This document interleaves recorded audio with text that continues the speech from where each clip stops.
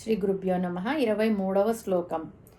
ఓం యది హ్యహం న వర్తేయం జాతు కర్మణ్యతంద్రితః మమ వర్త్మానువర్తంతే మనుష్యాః పార్థ సర్వశః. పదాల వివరణ తెలుసుకుందాము. యది అహం నేను, అది ఖచ్చితంగా, న వర్తేయం ఆచరించకపోతే, జాతు ఎప్పుడైనా, కర్మని కర్మలలో, అతంద్రిత అలసట లేకుండా జాగ్రత్తగా,